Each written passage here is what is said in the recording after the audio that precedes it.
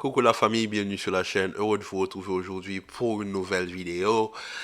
Une vidéo que je ne m'attendais pas à faire de sitôt, sachant que hier le PSG venait de, on va dire, vaincre la Real Sociedad. Donc on s'attendait pas à ce qu'une bombe sorte le lendemain avec oups, pardon. Je vais pas dire l'officialisation, mais comme Fabrizio Romano l'a dit, journaliste très reconnu dans le monde du football pour ses informations, entre Mbappé et le PSG, ce serait le divorce 100%, il n'y aura pas de retour en arrière, et il a même ajouté que Mbappé aurait demandé à Nasser de ne pas surenchérir parce que sa décision de partir, elle est finale. Je vais pas revenir sur la saga. On sait tous déjà ce qui s'est passé. J'ai fait de multitudes de vidéos. J'ai même dit que je ne parlerai plus de ce cas, pas avant. Voilà, des informations concrètes. Et quand Fabricio Romano parle, c'est le monde du football qui entend, qui s'assoit et qui écoute. À tel point que voilà, même France 24 en a fait, voilà, le breaking news de la journée. Mbappé va finalement peut-être quitter le PSG après avoir passé 7 ans. Moi déjà, je fais cette vidéo pour deux choses. Je fais cette vidéo déjà pour souligner et aussi saluer la puissance du Real Madrid. Je vais m'expliquer. Dans cette saga, nous fans du Real Madrid et aussi l'institution en elle-même, on en sort gagnant. Pourquoi?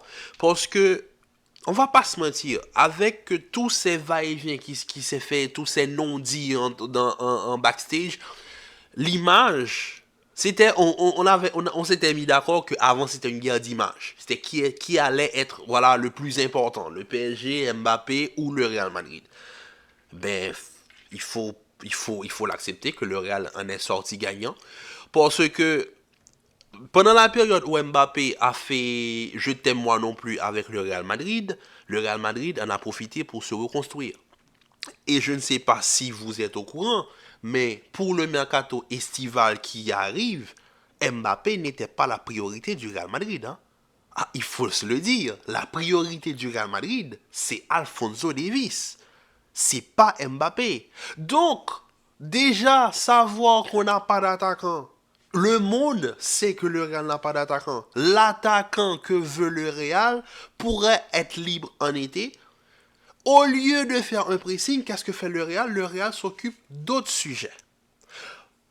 Pendant que Mbappé, lui, ne voulait pas venir, on en a profité. Kamavinga, Chouameni, et Bellingham, Arda Güler, Fran Garcia, Ocelou, et ensuite, à côté de cela, on a eu l'explosion de Valverde, l'explosion de Vinicius, l'explosion de Rodrigo, à tel point que ces derniers temps, la discussion penchait vers qui est le plus fort entre Mbappé et Vinicius. C'est-à-dire que Vinicius a tellement éclaboussé le monde par son talent que le monde est en train de comparer Vinicius à Mbappé, Mbappé qui lui prétend à être le meilleur joueur du monde. Tout ça sans avoir un vrai attaquant avec eux. Ils avaient eu Karim Benzema. La saison où Benzema est parti, tout le monde s'attendait à ce que l'équipe tombe. Mais, mais il faut se l'avouer, on s'attendait, même moi aussi, je m'attendais, je l'avais déjà dit, je considérais cette saison comme une saison de transition. Mais je ne m'attendais pas à ce que Vinicius ou Bellingham performent à ce niveau. Forcé de constater que le Real savait quelque chose qu'on ne connaissait pas, c'est-à-dire l'ampleur de ce qu'ils étaient en train de préparer. Le Real Madrid peut quand même se vanter d'avoir une équipe compétitive sans même avoir un top numéro 9 européen, sachant qu'en été, ils vont recruter un top latéral mondial pour ensuite associer Vinicius, qui est maintenant le meilleur ailier gauche au monde, et ça, personne ne va me faire changer d'avis, associé à un jeune Brésilien qui arrive, Hendrick, parce que revenons sur une chose. Regardez tout ce qui se passe autour du Real Madrid pour l'été 2024 et pour, on va dire, l'inauguration du Bernabéu. On a tous une idée en tête, c'est que maintenant, le Real n'est plus dépendant de quiconque. Le Real s'est reconstruit sans même avoir eu une période de flottement. Mais la transition a été réussie, mais de manière admirable. Et c'est pour cela que dans cette vidéo, on doit se le dire, échec et mat de la part de Florentino Pérez. Il a tout gagné. Et quand même, arriver à nous pondre ce genre de collectif peut-être pour l'année 2024, avec Arda Güler, Rodrigo, Tchouaméni, Vinicius, Bellingham, Mbappé peut-être, on ne sait pas, ou Hendrick, pardon, qui a une assurance, Valverde, Camavinga, Brahim Diaz, associé à d'autres joueurs comme Toni Kroos et ensuite Rudiger, etc., peut-être Alphonso Davies, voilà, c'est fort. Lounine, c'est encore un autre. Lounine, on se disait tous que quand on va prendre Kepa, c'est parce que le Real ne fait pas confiance à Lounine. Regardez Lounine maintenant. Le Real s'est tellement bien reconstruit que franchement, cette vidéo, c'est surtout pour saluer Florentino Pérez. C'est surtout pour saluer le Real Madrid. Parce que, encore une fois, le Real est sorti comme étant le plus grand club et que personne ne peut atteindre à l'image du Real Madrid. Parce qu'on ne va pas se mentir, depuis cette histoire de je t'aime moi non plus avec Mbappé, l'image du Real Madrid n'a jamais été aussi forte. Pourquoi? Parce que suite à l'échec du recrutement de Mbappé, le monde entier s'attendait à ce que le Real faille. Mais le Real n'a pas failli. Le Real est resté grand. Le Real est resté grand et le Real est resté l'un des plus grands clubs du monde. Et ça prouve que personne ne peut faire chuter l'institution. Le Real sera et est toujours au-dessus de tous et de tout. Vous pouvez faire ce que vous voulez. Personne ne peut salir le maillot du Real Madrid. Personne ne peut salir l'honneur de jouer, de représenter cette écurie. Franchement, merci. Merci à Florentino Pérez. Et si ça se fait, tant mieux. Est-ce que Mbappé, je ne vais pas revenir là-dessus, c'est pas pour dire si c'est le bon profil ou pas, non. Non, non.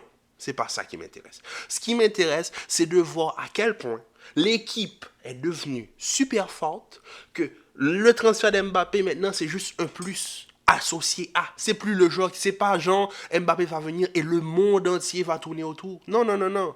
Mbappé va venir comme quand Gareth Bale est venu pour associer Mbappé. Quand Gareth Bale est venu, Gareth Bale c'était l'un des meilleurs joueurs du monde. Mais quand il est venu au Real Madrid, il n'est pas venu pour être le centre du projet. Il y avait déjà un centre du projet, c'était le numéro 7. À tel point que même le numéro 7, Mbappé sera obligé de l'abandonner. Vinicius ne va pas abandonner son numéro 7. Non. Il n'y a plus de KM7 maintenant. Maintenant, il y a peut-être une possibilité qu'on a KM10. Pourquoi? Parce que Luka Modric est sur le départ. Son rôle dans l'équipe ne lui plaît pas. Il n'était pas resté pour être un ultime remplaçant. Et comme le dit si bien cette image, les étoiles s'alignent. Peut-être que quand Kylian Mbappé viendra, ce sera lui qui sera peut-être le nouveau numéro 10 du Real. Comment vous dire que cette image de Mbappé avec le numéro 10 me plaît pas? J'aurais préféré donner le numéro 10 à Rodrigo. Franchement, à mon avis, parce que Modric et Rodrigo, on sait déjà ce qu'il y a, le lien qui est entre les deux. J'aurais préféré donner le numéro 10 à Rodrigo et ensuite donner le numéro 11 à Mbappé. Ça, c'est mon avis à moi. Mais bon, vous me direz en commentaire ce que vous pensez de cela. Parce que pour moi, Mbappé venir au Real Madrid et prendre le numéro 10, le numéro 10 du Real Madrid, c'est un chiffre qui est très lourd, hein. Parce qu'il y en a beaucoup qui ont succédé, les Figo, etc. Donc c'est très compliqué. C'est un chiffre qui pèse beaucoup. Figo, Modric, Ozil, c'est compliqué. Il y a trop de légendes qui ont porté ce numéro. Donc franchement, à mon avis, bon, c'est une question de numéro, ça on verra après. Mais bon, le transfert de Mbappé serait quasiment officiel. Il est sur le départ, on ne sait pas encore où est-ce qu'il va aller. Il y a certains clubs Blaugrana qui viennent. Restez, allez chercher d'autres joueurs. Déjà, vous ne faites même pas officialiser Joao Félix, donc laissez-nous tranquilles. Donc, si ce transfert se fait, on aura quand même ce magistral trio qui sera aligné. Et franchement, comment vous dire que l'Europe n'est pas prêt? L'Europe n'est pas prêt pour ce trio. Parce que, en termes de potentiel, je pense qu'on sera sur l'équipe du siècle. Parce que quand j'entends les Catalans venir dire on a dominé l'ère galactique avec Eto'o, Ronaldinho, Deco, on a dominé l'ère BBC avec Messi, Xavi, Iniesta, force, je dois vous rappeler que nous, on a remporté 5 Ligues des Champions en 10 ans. 5 Ligues des Champions en 10 ans. C'est juste pour vous dire. 5. Donc, c'est pas le même niveau. Donc, restez tranquille. C'est pas la même domination. Vous avez dominé, certes, le football pendant une période. Votre trio fait partie du plus beau trio du monde, de l'histoire du football même. Mais domination, non.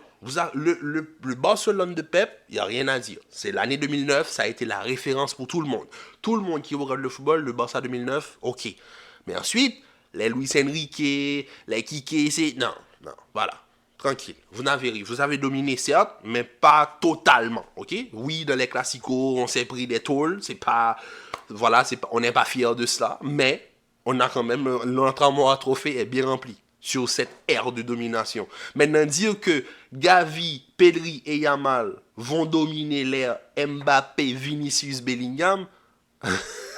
Sur ce, la famille, je vous dis à très vite pour une nouvelle vidéo. Commentez, likez, partagez, restez en paix et en santé, prenez soin de vous. Et on se tient au jus pour savoir l'évolution de ce dossier.